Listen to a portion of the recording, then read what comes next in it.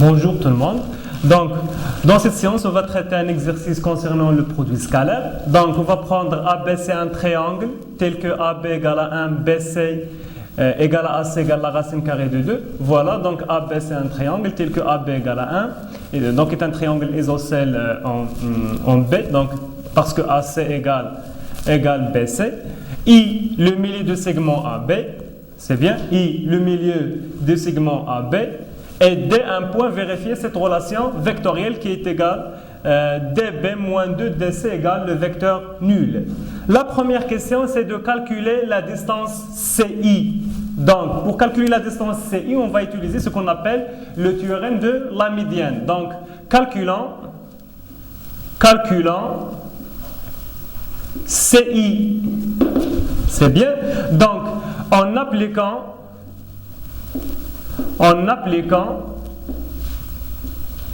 le théorème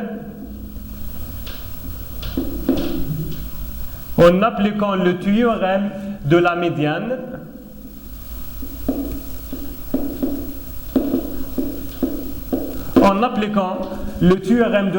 on obtient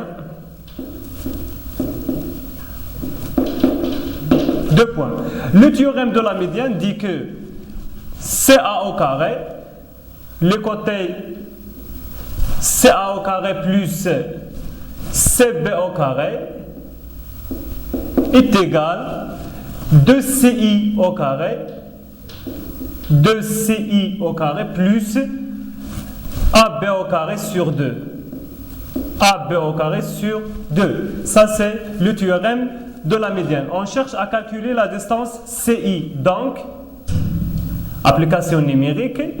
Donc, 2CI au carré égale CA au carré plus CB au carré moins AB au carré sur 2.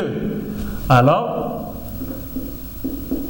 2CI au carré égale CA au carré, ou bien la distance AC, c'est racine carrée de 2, la racine carrée de 2 au carré, la racine carrée de 2 au carré, plus CB au carré, c'est la même chose, la racine carrée de 2 au carré, moins la distance AB au carré, c'est 1, divisé par 2.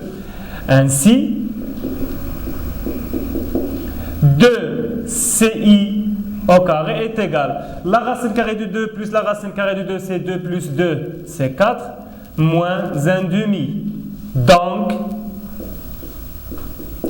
2CI au carré égale combien? 4 moins 1 demi, c'est 7 sur 2. 2 fois 4, c'est 8. 8 moins 1, c'est 7 sur 2. Ainsi, CI au carré égale combien? On va diviser par 2, c'est 7 sur 4.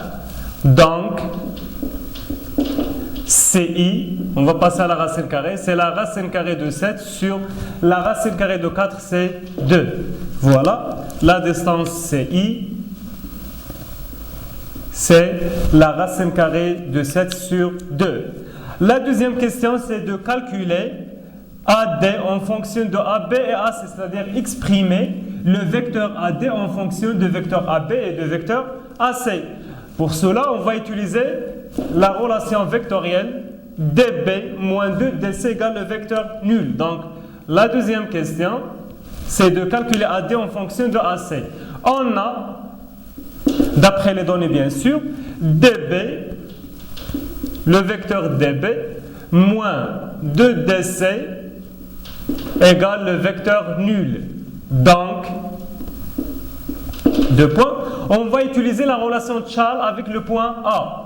Donc DA plus AB, n'est-ce pas, moins, encore ici on va utiliser la relation de Charles avec le point A, moins 2 facteurs DA, bien, plus AC égale le vecteur nul. Donc, DA plus AB, ici on va utiliser la distributivité, moins 2 DA, moins 2 AC égale le vecteur nul. Ainsi, Donc, le vecteur DA moins 2DA, c'est moins DA. C'est bien.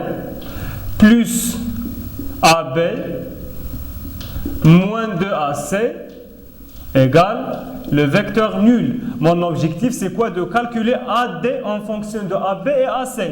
Donc, moins DA, c'est AD. Donc, c'est le vecteur AD. Je dois ramener les autres expressions de l'autre côté. Ici, AB, si je le fais passer à l'autre côté, c'est moins AB. C'est bien. Moins de AC, c'est plus de AC. Voilà, maintenant j'arrive à exprimer le vecteur AD en fonction de deux vecteurs qui sont AB et AC. J'arrive à montrer que AD égale à moins AB plus 2AC. C'est bien.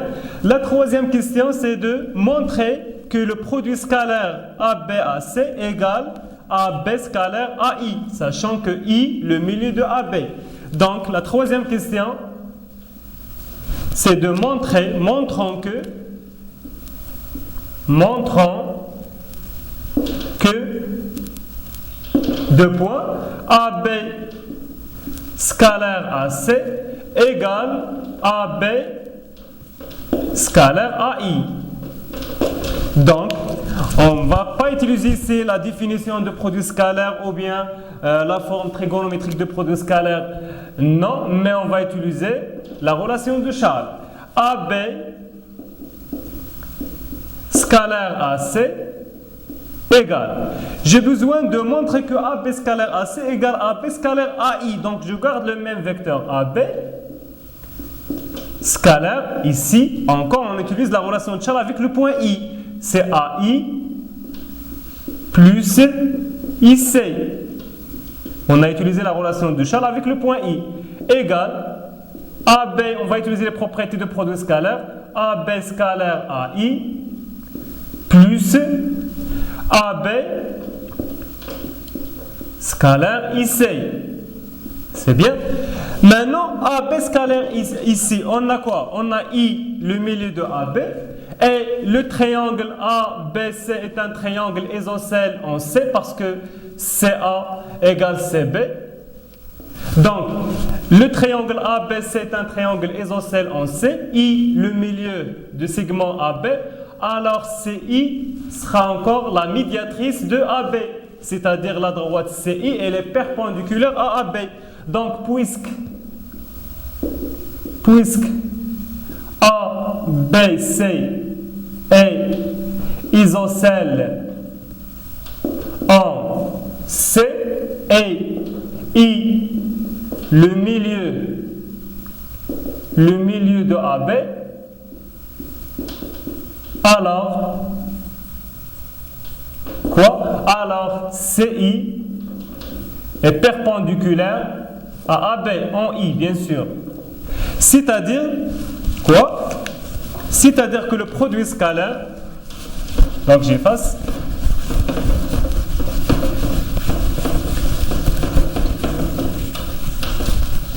c'est-à-dire que le produit scalaire AB scalaire ici, donc la suite, donc AB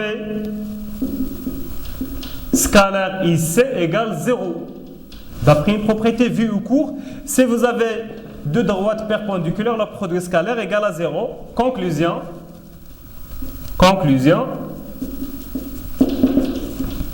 AB scalaire AC égale AB scalaire AI. On arrive à montrer que AB scalaire AC égale à AB scalaire AI. D'après, parce que AB scalaire IC est nul. La quatrième question, c'est que en déduire que AB scalaire AC égale à 1 demi. C'est juste une déduction. D'après la question précédente, qu'est-ce que vous avez? Vous avez AB scalaire AC, AB, voilà, AB scalaire AC égale à AB scalaire AI. On a les démontré. Égal. Comment on va utiliser ici? On va utiliser la propriété de produit scalaire CAB. C'est la norme de vecteur AB fois la norme de vecteur AI fois cos Quel angle? AB, AI. C'est bien. La norme de vecteur AB, c'est la distance AB, c'est 1, fois la norme de AI, ici le milieu de AB, donc c'est la moitié, c'est 1,5, fois l'angle AB, AI. L'angle AB, AI, c'est un angle nul, donc cosinus, l'angle nul, cosinus 0, c'est combien? C'est 1, donc c'est 1 fois 1,5, c'est 1,5. Donc voilà, AB scalaire AC égale 1,5. En déduire, la deuxième partie de la question est en déduire cosinus l'angle A, BA, c'est-à-dire l'angle A. C'est juste une déduction, encore.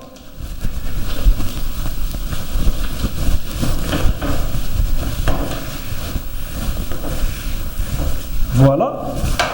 Donc, ici, la conclusion, AB scalaire AC égale 1,5.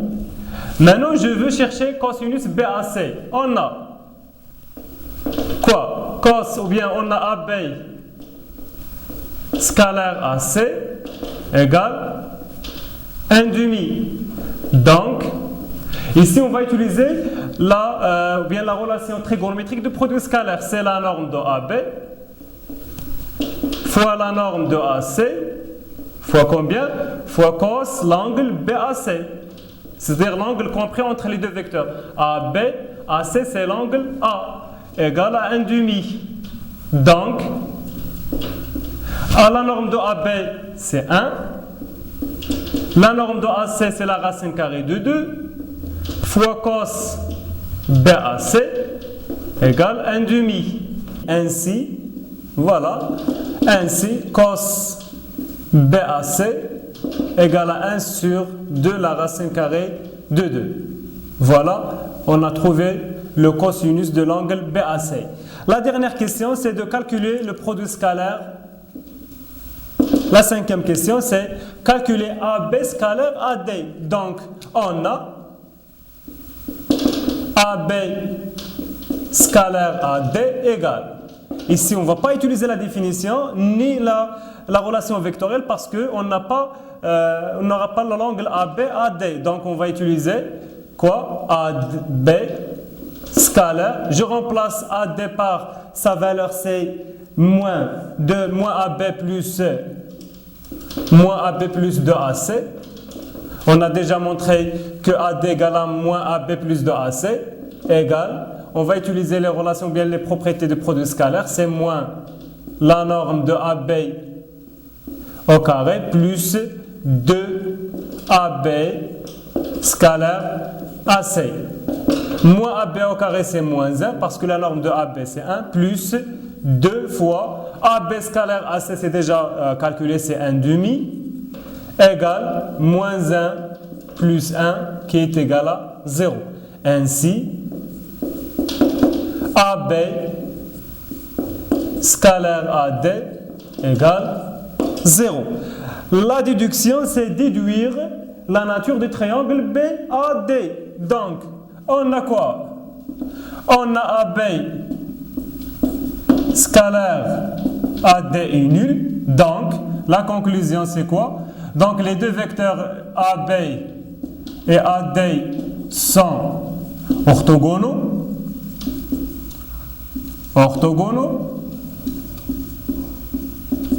Alors, ces deux vecteurs AB sont orthogonaux. Alors, les deux droites, AB est perpendiculaire à AD. Alors, dans conclusion, BAD est un triangle rectangle en A. Et voilà, je termine l'exercice concernant le produit scalaire et merci. Bonjour chers élèves, aujourd'hui on va traiter un exercice concernant l'étude d'une fonction hyperbole, tronc commun BIOF, c'est-à-dire bac option français. Donc on va commencer par l'énoncé suivant. Le plan est muni d'un repère orthonormé OIG. On considère la fonction définie par g de x égale 2x plus 1 sur x moins 1. Et C de g, sa courbe dans dans ce plan. La première question, déterminer D de G le domaine de définition de la fonction G. Étudier les variations de la fonction G puis dresser son tableau de variation. La troisième question, c'est déterminer les points d'intersection de G et les axes du repère, c'est-à-dire l'axe des abscisses et l'axe des ordonnées. La quatrième question, c'est tracer la courbe CG. La dernière question, c'est de résoudre graphiquement l'inéquation G de X inférieure strictement à 0. Donc, c'est pour cela qu'on commence par la première question. Donc, on a le domaine de définition de la fonction G, D de G égale, c'est l'ensemble des X appartiennent à R, c'est l'ensemble des X appartiennent à R, tel que le dénominateur doit être différent à 0. X moins 1 différent à 0. Égale, c'est l'ensemble des X appartiennent à R, tel que X différent à 1. Voilà. Donc, le domaine de définition de la fonction G, c'est l'ensemble R privé de 1. Et je peux l'écrire sous forme union d'intervalle. Donc, D de G, c'est l'intervalle moins l'infini 1, union 1 plus l'infini. Ça, c'est le domaine de définition de la fonction G. La deuxième question, c'est étudier les variations de la fonction G. La fonction G est une fonction hyperbole. La courbe de la fonction G est une hyperbole. Pour déterminer les variations de cette fonction, on va calculer le déterminant. Donc, on a tout d'abord G de X égale 2X plus 1 sur X moins 1. Donc, on calcule le déterminant. Donc, D égale, ici c'est la valeur de A, B, C, D, c'est 2, 1 moins 1 est égal, 2 fois 1 c'est moins 2, moins 1 qui est égal à moins 3 inférieur strictement à 0, alors G est strictement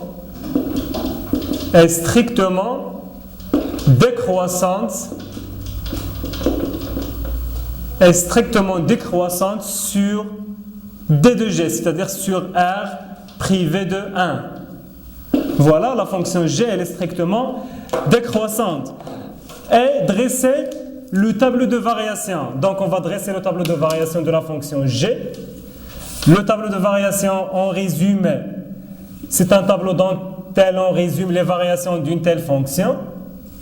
Voilà, ça c'est de cette manière, X, G de X. Voilà, ici je mets X, ici c'est G de X. Ici je mets le domaine de définition de la fonction G, c'est moins l'infini plus l'infini, mais privé de 1, c'est-à-dire la fonction n'est pas définie en 1. Obligatoirement, c'est 1. Je mets ce 1 là parce que la fonction n'est pas définie en 1.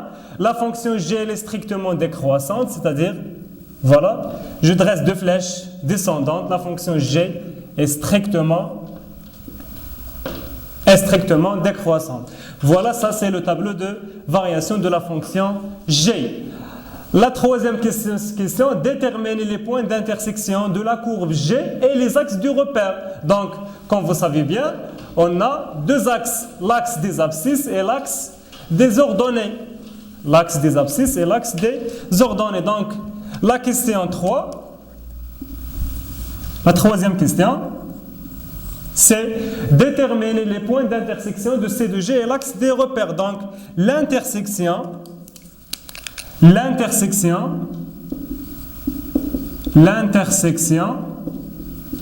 de CG et OX, c'est-à-dire l'axe des abscisses. Donc, comment on va déterminer l'intersection d'une telle courbe avec l'axe des abscisses? C'est-à-dire on va résoudre l'équation G de X égale à 0. Donc l'intersection de CG et OX revient à résoudre quoi? L'équation G de X égale 0. Donc, G de X égale à 0. Donc, G de X égale à 0, équivalent À quoi je remplace g de x par sa valeur 2x plus 1 sur x moins 1 égale à 0. Donc, une telle fraction égale est nulle, c'est-à-dire le numérateur est nul. 2x plus 1 égale à 0. Ainsi, x égale à combien? Moins 1 demi. C'est-à-dire l'abscisse du point d'intersection de la courbe CG en x, c'est moins 1 demi. Donc, conclusion, je peux écrire comme ça, C de G inter en x, c'est le point que je le nomme A, de coordonnées moins 1 demi, et l'ordonnée c'est nul, parce qu'un tel point qui appartient à l'axe des abscisses, son ordonnée est nulle. Maintenant, l'intersection de quoi?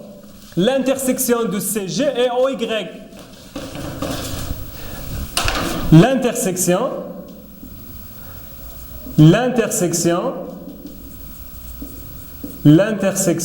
de CG et OY. Comme vous savez bien, pour déterminer l'intersection d'une telle courbe et l'axe des ordonnées, c'est le point.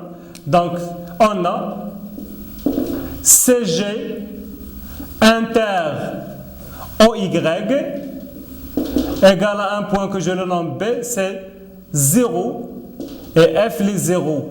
C'est-à-dire je calcule l'image de 0 par G. Et on a G de 0 égale. Je remplace x par 0, c'est 2 fois 0 plus 1 sur 0 moins 1, qui est égal 1 sur moins 1, c'est moins 1. Conclusion, CG inter OY, c'est le point B de coordonnées 0, moins 1. De coordonnées 0 et moins 1, c'est ça l'intersection de la courbe CG et l'axe des ordonnées OY. La quatrième question, c'est tracer la courbe de C de G. Donc, avant de tracer la courbe C de G, je dois chercher tout d'abord ce qu'on appelle les caractéristiques de G. Donc, on a quoi? Le point ou bien le centre de symétrie C de CG, c'est moins D sur C A sur C. Ça, c'est le point de symétrie ou bien le centre de symétrie de la courbe. Et deux axes de symétrie. Deux axes de symétrie qui sont la première asymptote, c'est moins D sur C et Y égale A sur C. Ça, on appelle les caractéristiques de la courbe CG. Donc, la courbe CG est caractérisée par deux asymptotes et un point de centre de symétrie. C'est moins D sur C, c'est 1. Et A sur C, c'est 2 sur 1, c'est 2. Et deux asymptotes. Et X égale 1 et Y égale à 2, ce sont appelés les caractéristiques de la courbe C de G. C'est-à-dire, avant de tracer la courbe CG, on doit avoir le centre, les deux asymptotes, et on va utiliser encore l'intersection de la courbe avec l'axe des ordonnées et avec l'axe des abscisses. Tout d'abord, on va tracer le repère OIG. Voilà, OIG, un repère orthonormé. C'est bien. Voilà la courbe. On trace un repère orthonormé OIG.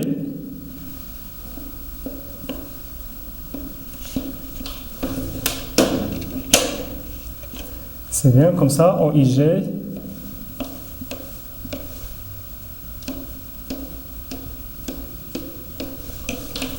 Voilà, OIG, un repère orthonormé.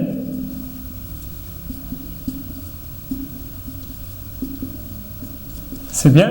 Donc, on trace ou bien on construit le point oméga de centre de coordonnées 1, 2.